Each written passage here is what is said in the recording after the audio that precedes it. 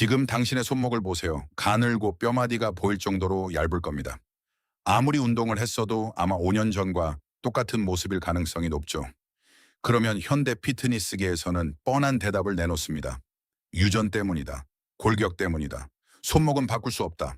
대부분의 사람들은 그 말을 믿습니다. 그리고 아예 시도조차 하지 않고 포기해버리죠. 하지만 2000도치 500년 전 페르시아 전사들은 손목이 너무 굵어서 마치 별도의 근육군처럼 보일 정도였습니다. 인도 레슬러들은 헬스장이 생기기 훨씬 전부터 맨손으로 상대를 제압했습니다.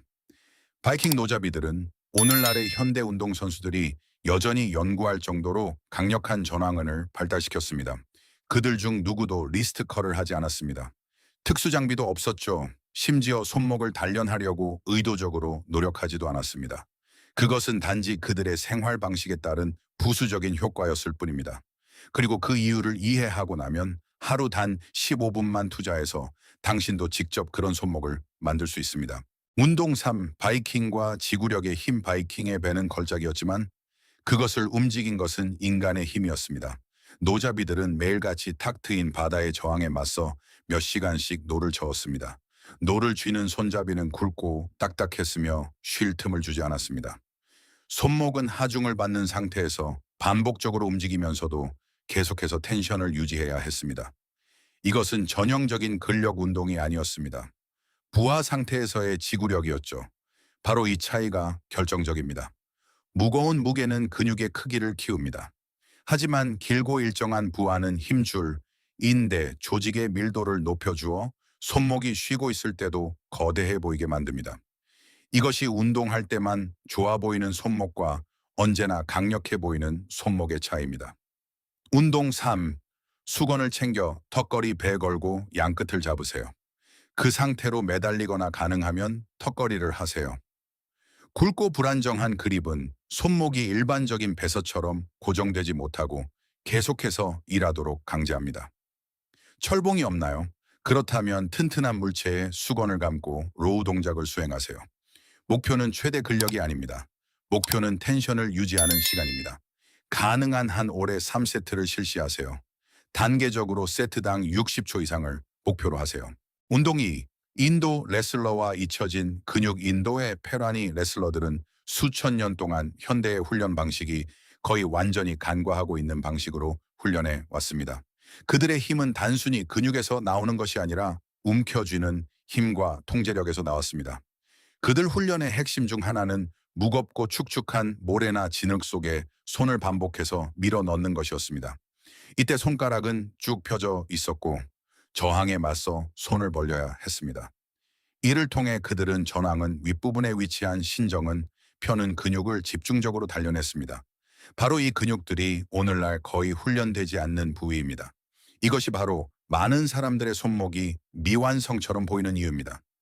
위에서 보았을 때 단순히 부피감이 부족한 것이죠. 운동 류, 양동이에 쌀을 채우세요. 손가락을 편 채로 두 손을 집어넣습니다. 저항을 느끼며 손을 쥐었다 폈다 하세요. 손목을 돌리고 손가락을 벌리고 주먹을 쥐어보세요. 텐션을 만드는 모든 움직임이 허용됩니다. 휴식 없이 2, 3분 동안 실시하세요. 간단해 보이지만 바로 그 점이 어렵습니다. 이 근육들은 아마 한 번도 제대로 부하를 받아본 적이 없을 것입니다. 쌀이 없다면 손가락에 굵은 고무줄을 끼우고 저항에 맞서 벌리는 동작을 할 수 있습니다. 3-5라운드 각 2분씩 실시하며 중간에 짧은 휴식을 취하세요. 운동 1. 페르시아 전사와 회전력. 약 2000년에 500년 전 페르시아 전사들은 주르카네라고 불리는 힘의 집에서 훈련했습니다. 그들 훈련의 중심에는 밀이라는 도구가 있었는데 이는 머리 위로 크게 원을 그리며 휘두르는 무거운 나무 곤봉이었습니다. 이 동작은 단순해 보였지만 손목에 엄청난 부하를 주었습니다. 곤봉의 긴 지렛대 원리로 인해 모든 회전이 증폭되었습니다. 손목은 하중을 받는 상태에서 끊임없이 회전하고 안정화되어야 했습니다. 바로 이 회전 동작이 손목의 측면 두께를 만들어냅니다. 그리고 바로 이 동작이 현대의 훈련에서는 거의 완전히 빠져 있습니다. 운동 1. 덤벨을 들고 망치처럼 수직으로 잡으세요.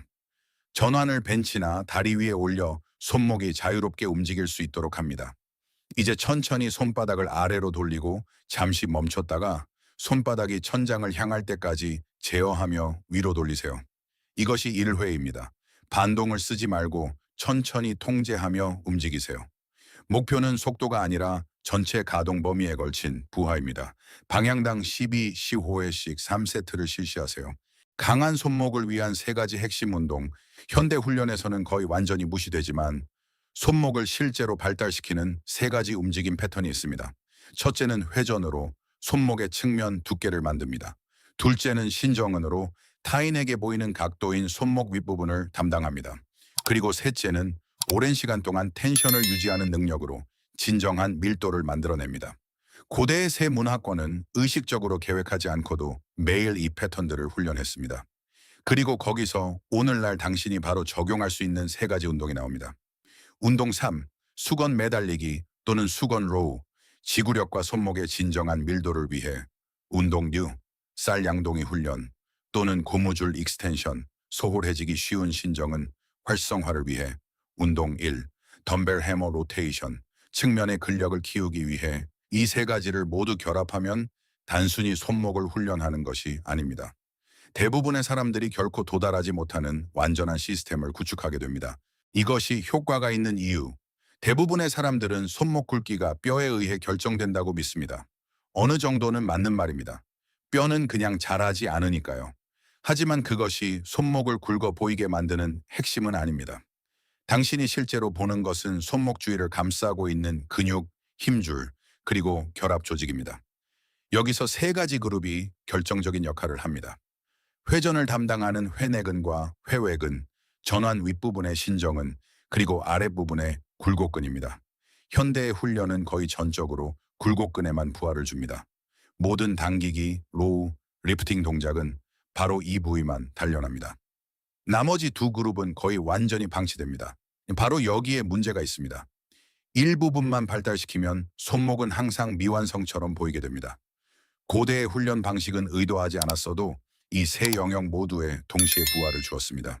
그것이 바로 그들의 손목이 그토록 거대해 보였던 이유입니다.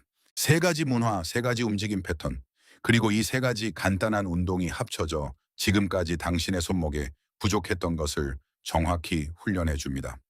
측면 근력을 위한 해머 로테이션, 소홀했던 신정은을 위한 쌀 양동이 훈련, 그리고 밀도와 지구력을 위한 수건 운동. 이것을 별도의 루틴으로 수행하거나 평소 훈련이 끝난 뒤에 추가할 수 있습니다. 로테이션 3세트, 쌀 양동이 3번 5라운드, 그리고 가능한 한 오래 버티는 수건 유지 3세트. 일주일에 3번이면 충분합니다. 판단하기 전에 8주 동안 꾸준히 해보세요. 힘줄과 결합 조직은 근육보다 적응하는 데 오래 걸리지만 한 번 적응하고 나면 그 결과는 유지됩니다. 고대 전사들이 그런 몸을 가졌던 이유는 더 나은 훈련 계획 때문이 아니었습니다. 그들의 일상이 오늘날 우리가 완전히 무시하는 움직임들을 요구했기 때문입니다. 그리고 바로 그 점이 차이를 만듭니다.